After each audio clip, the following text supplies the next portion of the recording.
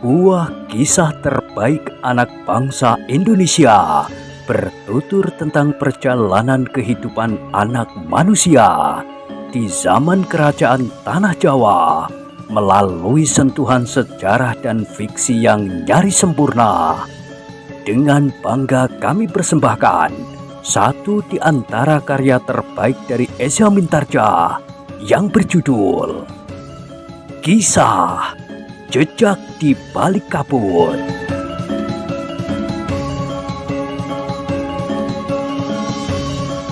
Pada kesempatan yang sangat baik ini, kita masuk pada episode yang ke-179. Selamat menikmati.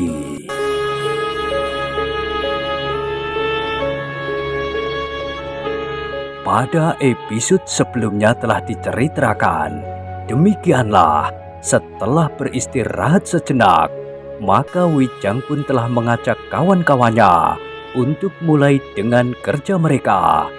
Wijang dan Paksi telah memberikan contoh bagaimana mereka harus menghilangkan sekat pada ruas-ruas bambu yang akan mereka pergunakan sebagai talang air. "Kita membuat satu jalur saja lebih dahulu, Paksi," berkata Wijang. "Kenapa tidak 5 sama sekali? Kita berada di sini hanya sampai esok. Jika kita membuat 5 jalur sekaligus, tentu tidak akan selesai. Tetapi jika kita membuat satu sebagai contoh, sehingga talang itu benar-benar mengalir, mereka akan dapat meneruskannya sendiri." Paksi Pamungkas menarik nafas dalam-dalam, namun kemudian sambil mengangguk-angguk berkata, "Baiklah, aku mengerti. Ki Demang nampaknya juga ingin agar kita pergi. Tetapi tanpa kita, anak-anak muda itu akan dapat bekerja sendiri." Demikianlah, atas kesepakatan itu, maka Wijang pun telah memberitahukan kepada anak-anak muda itu untuk menyelesaikan satu jalur saja lebih dahulu. "Kenapa tidak seluruhnya saja?" bertanya Trimo. "Kita akan membuat contohnya lebih dahulu. Jika besok kami meneruskan pengembaraan kami, maka kalian akan dapat membuat jalur-jalur yang lain. Bahkan mungkin kalian tidak hanya ingin membuat 5, tetapi lebih dari itu. Bahkan kemudian, kalian dapat membuat parit yang cukup besar." Anak-anak muda itu mengangguk-angguk, namun Trimo pun kemudian bertanya, "Kenapa kau tidak tinggal di sini lebih lama lagi? Sehingga setidak-tidaknya kerja kami yang mula-mula ini selesai seluruhnya." "Sebenarnya aku sangat ingin untuk tinggal beberapa lama di sini, tetapi ada sesuatu yang memaksa kami pergi." "Ki Cokrojoyo?" "Tidak. Seandainya Ki Cokrojoyo menginginkan aku pergi, aku dapat saja menolaknya. Tetapi ada persoalan yang harus kami selesaikan." Anak-anak muda itu memang tidak akan dapat menahan kedua orang pengembara itu untuk lebih lama tinggal. Hari itu, Wijang dan Paksi Pamungkas bersama-sama anak muda yang jumlahnya semakin banyak itu telah bekerja keras untuk membuat satu jalur talang air sampai ke Sawah Mbah Recep.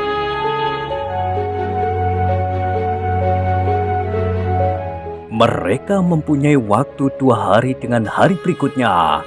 Hari terakhir Wijang dan Paksi berada di padukuhan itu. Hari itu, sebagian besar dari satu jalur talang air sudah siap.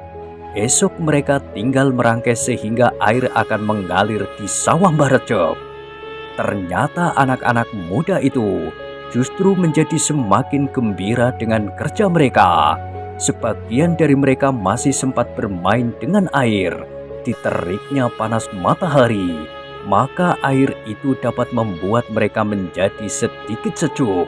Seperti di hari sebelumnya, di tengah hari, mereka beristirahat untuk makan. Ki Bekel yang ada di antara mereka ikut makan pula dengan lahapnya, meskipun hanya sekedar sayur kluwih serta buntil lompong ungu, namun terasa alangkah nikmatnya. Ketika bayangan pepohonan sudah menjadi semakin panjang, Karena matahari yang menjadi semakin rendah di sore hari, maka Wijang pun bertanya kepada Ki Bekel. "Sebentar lagi matahari akan terbenam. Apakah kita akhiri kerja kita hari ini, Ki Bekel?" Ki Bekel mengerutkan dahinya, ditengah-dahkannya kepalanya sambil berdesis. "Begitu cepatnya matahari mengarungi langit hari ini." Seorang anak muda yang berdiri di sebelahnya pun memandang langit sambil berkata, "Hari ini terlampau pendek, aku belum merasa letih."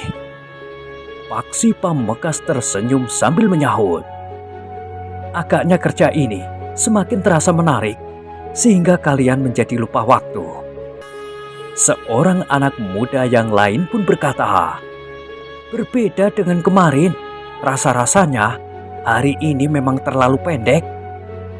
Wijanglah yang menyahut, "Kita simpan tenaga kita untuk esok. Esok kita akan bekerja lagi sepanjang hari. Jika lusa kami pergi meninggalkan padukuhan ini, maka kalian masih akan melanjutkan kerja ini. Bukan sekedar membuat talang air 4 atau 5 lajur, tetapi arah pandangan ke depan kalian adalah sebuah parit yang cukup besar. Parit kalian yang rusak itu akan dapat menampung air dan membawanya ke tengah-tengah bulak setelah kalian perbaiki." Anak-anak muda yang bekerja membuat talang air itu pun kemudian menghentikan kerja mereka. Mereka pun kemudian membersihkan tangan dan kaki mereka dengan air yang bening dan segar. "Besok kita datang pagi-pagi seperti hari ini," berkata Paksi Pamekasan. "Kami akan datang lebih pagi," berkata seorang anak muda itu. Yang lain pun menyambung pula, "Kita harus menyelesaikan talang air yang satu itu sebelum kalian pergi." "Bagus," sahut Ki Bekel. "Besok kalian harus datang lebih pagi dari kami." Demikianlah, sejenak kemudian Ki Bekel serta anak-anak muda yang bekerja di gumuk kecil itu pun telah meninggalkan kerja mereka untuk dilanjutkan di keesokan harinya. Berbeda dengan hari sebelumnya, hari itu mereka tidak merasa lelah sama sekali. Bahkan mereka merasa bahwa kerja mereka terlalu pendek. Tetapi seperti kemarin, Wijang berpesan agar anak-anak muda itu menggosok kaki dan tangannya dengan beras kencur. "Tubuh kalian akan terasa hangat, darah kalian akan mengalir dengan lancar, sehingga perasaan letih akan hilang. Setidak-tidaknya jadi berkurang." Wijang dan Paksi Pamekasan sendiri, demikian mereka sampai di rumah Ki Bekel. Mereka pun langsung pergi ke Pakiwan. Bergantian mereka mandi dan menimba air mengisi jambangan. Setelah berbenah diri, maka mereka pun pergi ke serambi samping. Mereka tahu Ki Bekel sedang duduk-duduk di serambi samping sambil minum minuman hangat. "Kalian sudah mandi?" bertanya Ki Bekel. "Sudah, Ki Bekel," jawab Wijang setelah duduk pula di serambi. "Keringatku belum kering, karena itu aku belum mandi." Paksilah yang menjawab. Ki Bekel minum wedang jahe yang masih panas. Keringat Ki Bekel tidak akan segera kering, justru akan menjadi semakin banyak. Ki Bekel tertawa, katanya, "Hehehe, masih ada sisa-sisa kemalasan. Minumlah anak-anak muda, biarlah Nyi Bekel menyediakan." "Sudah Ki Bekel, di serambi gandok sudah disediakan minum kami." "Benar?" "Iya Ki Bekel." "Nah, duduklah, biarlah kalian minum bersamaku di sini." "Terima kasih Ki Bekel. Kami justru akan mohon diri untuk pergi ke rumah Ki Temang. Bukankah hari ini kami diminta untuk datang? Ki Temang akan memberikan kenang-kenangan. Sebenarnya kami masih belum dapat menerima kenang-kenangan itu sekarang, karena kami masih akan melanjutkan pengembaraan. Kenangan-kenangan itu apapun wujudnya akan menjadi beban bagi kami. Tetapi adalah tidak sepantasnya kami menolak uluran tangan itu." Ki Bekel menarik nafas dalam-dalam. Hampir saja ia berkata kepada Wijang dan Paksi bahwa pemberian kenang-kenangan itu hanya satu cara untuk mempercepat kepergian kedua orang pengembara itu. Tetapi Ki Bekel sempat menahan diri. "Baiklah," berkata Ki Bekel. "Sampaikan kepada Ki Demang bahwa aku minta maaf karena aku tidak dapat mendampingi kalian. Aku masih ingin bermalas-malasan, duduk sambil minum minuman hangat." "Asal tidak sampai esok pagi," desis Paksi. Ki Bekel tertawa. Wijang dan Paksi pun tertawa pula. Ketika langit menjadi buram, Wijang dan Paksi Pambekas telah meninggalkan rumah Ki Bekel. Mereka berjalan menyusuri jalan Padukuhan, kemudian melalui bulak pendek. Mereka mencapai Padukuhan Induk. Ternyata Ki Demang sudah menunggu. Bahkan Ki Demang sempat merasa gelisah jika kedua pengembara itu tidak datang ke rumahnya. Mungkin sekali mereka akan menunda kepergiannya dari Padukuhan yang kering dan gersang itu. Namun demikian, seorang pembantunya memberitahukan bahwa ada dua orang anak muda yang mencari Ki Demang. Maka Ki Demang pun segera mengetahuinya bahwa keduanya adalah pengembara yang harus diusirnya. Ketika Wijang dan Paksi Pambekas dipersilahkan duduk di peringgitan, maka pembantu di rumah Ki Demang itu sedang sibuk menyalakan lampu minyak di peringgitan, di pendopo dan di setiap ruangan di rumah Ki Demang itu. Sejenak kemudian, maka Ki Demang pun telah menemui kedua orang pengembara itu di peringgitan. Dengan ramah Ki Demang itu pun bertanya, "Apakah kalian jadi pergi esok pagi?" "Kami akan melanjutkan perjalanan lusa, Ki Demang. Besok kami masih harus menyelesaikan contoh talang yang harus dibuat oleh anak-anak muda Padukuhan yang gersang itu." Ki Demang mengerutkan dahinya. Katanya, "Jadi kalian belum akan pergi esok pagi?" "Belum, Ki Demang." Ki Demang mengerutkan dahinya. Ada sesuatu yang melintas di kepalanya, tetapi terbendung ketika akan meluncur lewat bibirnya. Wijang dengan latar belakang kehidupannya di istana menanggapi sikap Ki Demang itu dengan matang. Justru karena itu, maka ia pun bertanya, "Apakah Ki Demang berkeberatan?" "Tidak, tidak," jawab Ki Demang dengan serta-merta. "Sebaiknya Ki Demang berterus terang. Apakah Ki Demang menghendaki kami pergi esok?" Wajah Ki Demang menjadi tegang, sementara Wijang berkata selanjutnya, "Mungkin Ki Cokrojoyo telah mengusulkan kepada Ki Demang, bahkan mungkin dengan agak memaksa." Tidak, tidak." Suara Ki Demang justru mulai menurun. "Ki Demang," berkata Wijang, "besok lusa kami benar-benar akan meninggalkan Padukuhan itu. Aku tidak ingin menjadi sumber keributan di sini. Tetapi aku mohon, Ki Demang jangan membatalkan rencana pembuatan talang air itu." Ki Demang termangu-mangu sejenak. Ketika ia memandang wajah Wijang sekilas, ia melihat betapa tajam sorot mata pengembara itu. Bahkan dari mata itu, seakan-akan telah memancar sinar bagaikan sinar kilat yang menyambar jantungnya. "Orang ini bukan orang kebanyakan," berkata Ki Demang di dalam hatinya.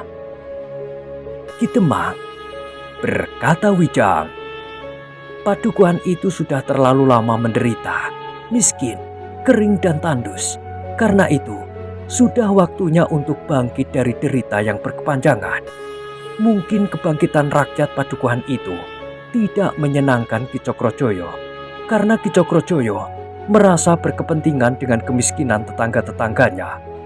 Adalah kebetulan bahwa para bebahu dan rakyat Padukuhan itu seakan-akan telah dijangkiti penyakit aneh. Semuanya orang-orang yang malas. Tidak seorang pun di antara mereka yang sempat melihat jalan keluar dari kemiskinan itu.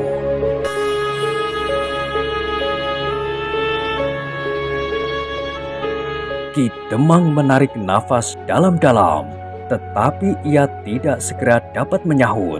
Bahkan Wijang masih saja berkata, "Seandainya kami tidak mempunyai kepentingan yang lain, maka kami tidak akan segera pergi.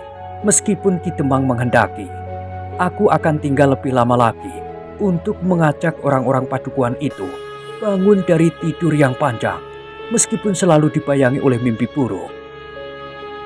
Ki Demang menjadi gelisah.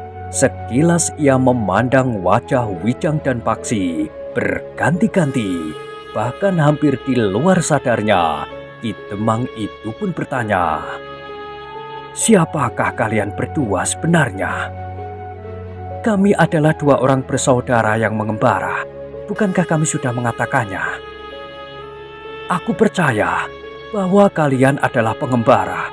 Tetapi yang aku tanyakan, siapakah kedua orang yang mengembara itu?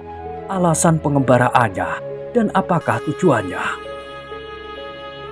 "Sudahlah Ki Demang, tidak ada gunanya Ki Demang mengetahui siapa kami. Yang penting, kami akan pergi dari Kademangan ini. Tetapi sekali lagi aku minta, jangan hentikan kerja anak-anak muda itu.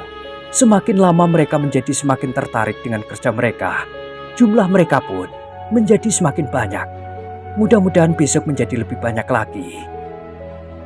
Ki Demang termangu-mangu sejenak, namun tiba-tiba saja suaranya menjadi parau. "Aku merasa sangat bersalah anak-anak muda." "Kenapa?" "Aku tidak berbuat apa-apa terhadap Padukuhan yang miskin itu. Bahkan aku telah ikut serta menghimpit Padukuhan itu agar tetap menjadi miskin. Meskipun setiap kali muncul juga keinginanku untuk berbuat sesuatu yang berarti. Sebagai seorang Demang, aku bermimpi agar Padukuhan itu menjadi hijau subur. Bahkan kadang-kadang terbersit pula niatku untuk melakukan sesuatu. Tetapi setiap kali rencanaku terbentur oleh keragusanku sendiri. Setiap kali Ki Cokrojoyo datang dengan membawa sesuatu bagiku, kemudian memperbaiki rumahku, membuat rumahku ini menjadi sebagus sekarang ini. Ki Cokrojoyo pula yang membawa seseorang untuk mewarnai ukiran pada gebyok, tiang dan uleng di pendopo Pringgitan itu. Bahkan lama-lama aku menerima pemberian uangnya. Dengan demikian aku telah terbelenggu." Ki Demang itu berhenti sejenak. Wajahnya nampak murung. Dengan suaranya yang parau ia pun berkata selanjutnya, "Namun semakin lama, hal ini menjadi beban perasaan yang semakin berat. Bahkan kemudian telah menghimpitku. Aku tidak dapat mengatakannya kepada rakyatku, terutama dari Padukuhan miskin itu."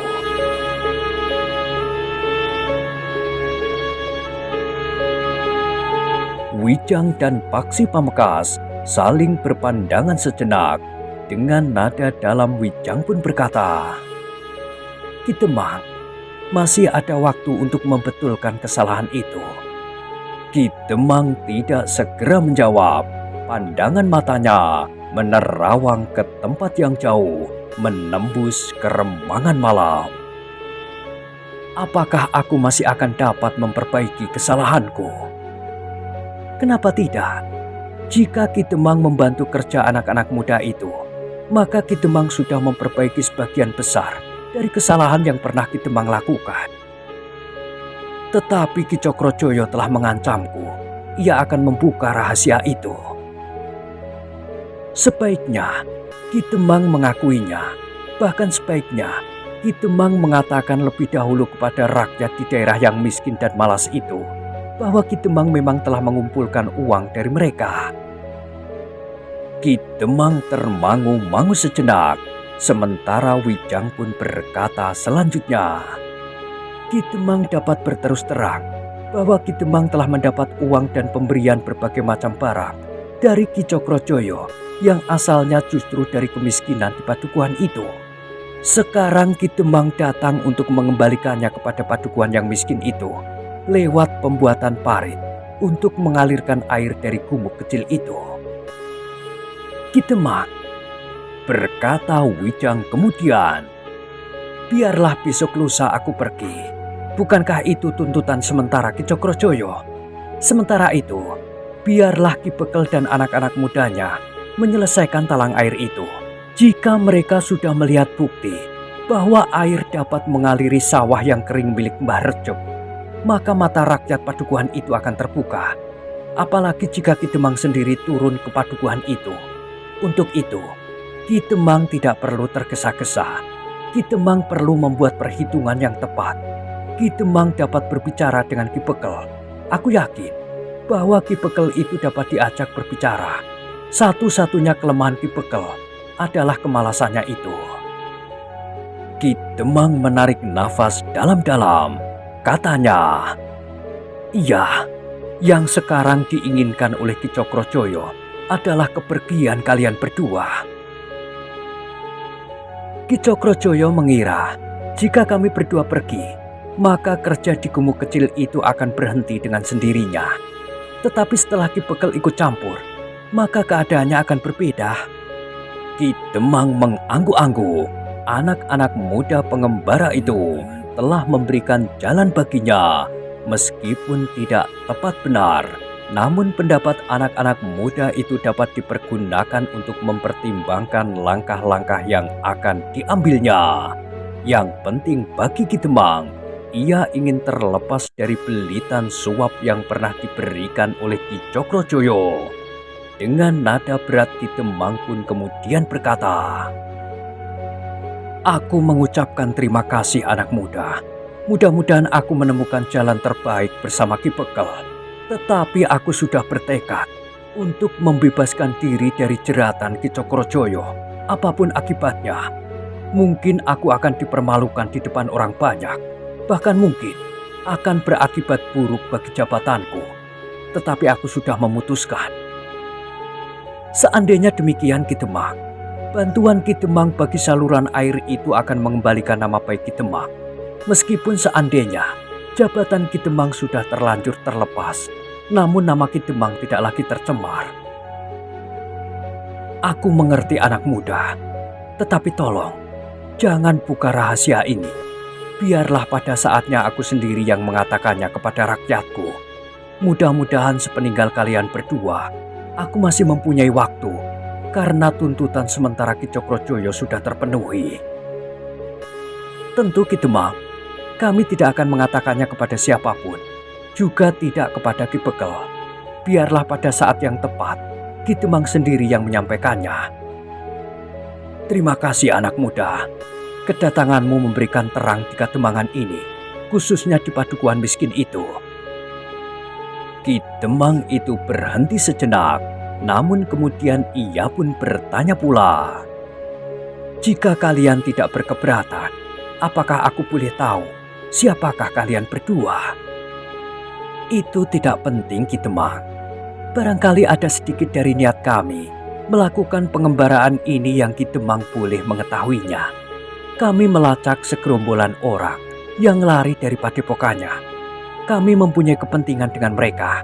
Aku dengar bahwa seorang perampok di sebuah padukuhan mirip dengan ciri-ciri orang yang sedang kami lacak.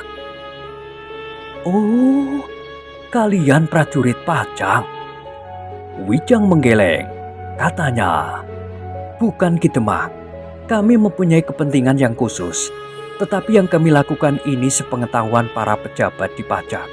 Jika perlu, kami memang dapat memanggil pasukan prajurit untuk membantu tugas kami. Ki Demang mengangguk-angguk. Nampaknya ada sesuatu yang tergerak di hatinya. Tetapi Ki Demang itu nampak ragu-ragu untuk mengatakannya. Wijang yang panggraitonya cukup tajam itu pun berkata, Ki Demang, jika ada sesuatu yang ingin Ki Demang katakan, katakanlah, tidak apa-apa.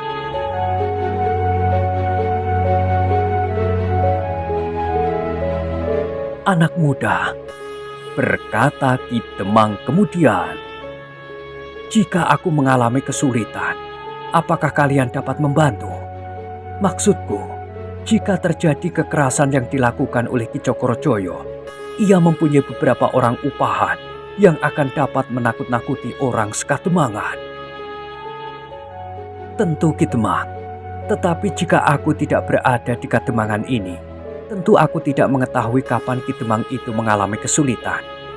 Namun aku akan berusaha pada kesempatan lain datang lagi ke Kademangan ini. Ki Demang itu pun mengangguk-angguk. Sementara itu Wijang pun berkata selanjutnya, untuk mengatasi orang-orang upahan Ki Cokrojoyo, Ki Demang dapat berbicara dengan para bebahu. Jika tiba saatnya, Ki Demang berterus terang hadapi mereka dengan Ki Bekel di padukuhan yang terpencil itu. Ya anak muda, aku akan melakukannya di saat yang tepat, berkata Ki Demang sambil menundukkan wajahnya. Agaknya penyesalan yang dalam telah menekan perasaannya. Beberapa saat mereka saling berdiam diri. Wijanglah yang kemudian berkata, Ki Demang, kami datang memenuhi kesanggupan kami untuk datang hari ini. Kami juga ingin memberitahukan bahwa kami akan meninggalkan Kademangan ini besok lusa. Agaknya kami tidak sempat lagi untuk minta diri kepada Ki Demang. Karena itu, maka kedatangan kami sekarang sekaligus untuk minta diri. Ki Demang mengangguk-angguk. Katanya, aku berjanji untuk sekedar memberikan kenang-kenangan kepada kalian berdua. Sebenarnya lah, jika hal itu aku katakan kemari, karena aku ingin kalian segera pergi dari Kademangan ini. Ki Cokrojoyo mendesaknya dan mengancam akan membuka rahasiaku jika aku tidak melakukannya. Keinginan Ki Cokrojoyo itu akan terpenuhi. Aku hanya menunda sehari saja. Ia tidak akan berkeberatan. Kenang-kenangan ini juga disediakan oleh Ki Cokrojoyo. Tetapi sebenarnya aku merasa segan untuk mengatakannya setelah aku mengenal kalian lebih banyak. Apakah wujud kenang-kenangan itu, Ki Demang? Uang. Dan itu tidak seberapa. Ki Cokrojoyo selalu menilai segala sesuatunya dengan uang. Ia telah meninggalkan beberapa keping uang yang menurutnya sangat kalian perlukan di perjalanan. Wijang tersenyum. Katanya, aku mengucapkan terima kasih Ki Demang. Tetapi biarlah aku titipkan uang itu kepada Ki Demang. Barangkali uang itu akan dapat membantu kerja anak-anak muda di padukuhan yang miskin itu. Mungkin untuk membeli beras atau sayuran dan lauknya. Mungkin hanya cukup untuk 1 hari. Tetapi yang 1 hari itu akan sangat berarti untuk menebalkan tekad kerja mereka. Meskipun selama ini Ki Bekel menyatakan kesanggupannya untuk menyediakan makan bagi mereka yang bekerja. Tetapi jika yang bekerja menjadi semakin banyak serta untuk waktu yang panjang, maka Ki Bekel akan mengalami kesulitan. Apalagi nampaknya Ki Bekel sendiri bukan seorang yang berkecukupan. Baik anak muda, sekali lagi aku berterima kasih. Aku yakin bahwa di dalam pengembaraan kalian, kalian tidak akan kekurangan bekal. Bukan saja uang yang disediakan oleh Ki Cokrojoyo itu saja, aku pun akan dapat membantu Ki Bekel. Mungkin aku mempunyai beras lebih banyak dari Ki Bekel. Aku pun mempunyai uang lebih banyak. Di antaranya adalah uang pemberian Ki Cokrojoyo itu. Dengan demikian, kami menjadi semakin berpengharapan bahwa air itu pada saatnya akan mengalir. Padukuhan itu akan menjadi lebih hijau dan sebagian besar dari sawah yang ada di padukuhan itu akan dapat ditanami di sepanjang musim. Sedikitnya panen 2 kali setahun dan 1 selingan polowijo. Sementara itu, mereka yang sawahnya tidak sempat dialiri karena keadaan alam yang belum teratasi, setidak-tidaknya akan dapat bekerja dan membantu tetangganya yang karena nasibnya yang lebih baik, sawahnya menjadi basah. Di musim panen, mereka dapat ikut menuai padi dengan bawon yang pantas untuk menyambung hidup mereka dari musim paceklik ke musim yang lebih baik.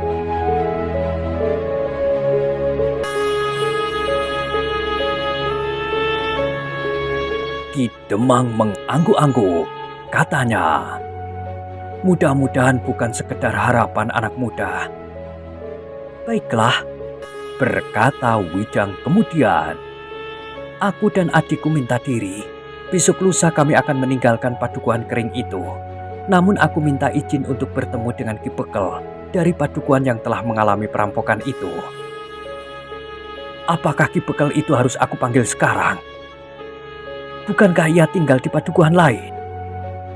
Tidak apa-apa, jika perlu, aku akan memanggilnya. Biarlah pembantuku pergi ke rumah Ki Bekel. Terima kasih Ki Demang. Biarlah besok lusa, dalam perjalananku meninggalkan Kademangan ini, aku akan singgah. Jika Ki Demang memanggil Ki Bekel untuk kepentingan kami para pengembara, mungkin Ki Bekel akan merasa tersinggung.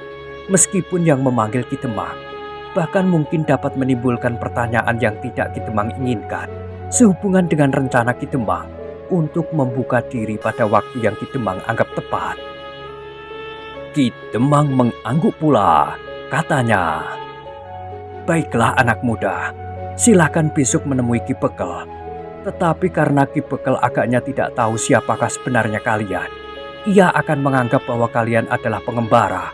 Sebagaimana kebanyakan pengembara, mungkin sikapnya akan mengecewakan kalian. Bukankah kami juga pengembara, sebagaimana pengembara yang lain? Mungkin pertanyaan kami tentang sekelompok orang yang merampok di padukuhan Ki Bekel itu akan dapat membuka pengenalan Ki Bekel terhadap kami, sehingga kami adalah dua orang pengembara yang mempunyai kepentingan yang khusus. Ya anak muda, mudah-mudahan usaha kalian dapat berhasil. Meskipun aku tidak tahu pasti persoalan apa yang sebenarnya telah terjadi, tetapi aku justru yakin bahwa kalian adalah bagian dari pimpinan pemerintahan di Pajang." Wijang tersenyum, sementara Ki Demang pun berkata selanjutnya, "Jika kalian adalah dua orang kakak beradik yang mengembara, sebagaimana para pengembara yang lain, kalian tidak akan tertarik kepada kemiskinan di padukuhan kering itu. Kalian tidak akan menurunkan gagasan yang sangat berani bagi padukuhan itu." Wijang tersenyum, katanya, "Sudahlah, kita akan saling berdoa. Semoga yang kita lakukan itu akan mendapat bimbingan dari Yang Maha Agung. Ya anak muda, kita akan saling berdoa."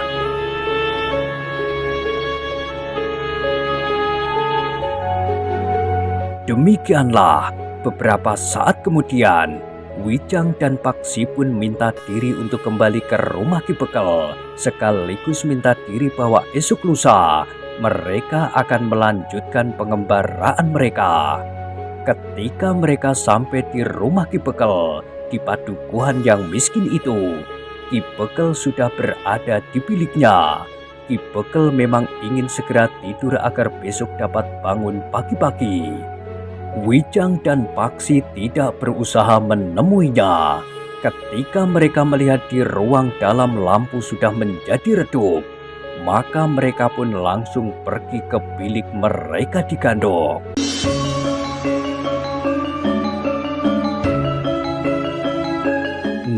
Nah, bagaimanakah kisah selanjutnya? Silahkan ikuti terus kisah Jejak di Balik Kabut pada episode berikutnya. Sampai jumpa.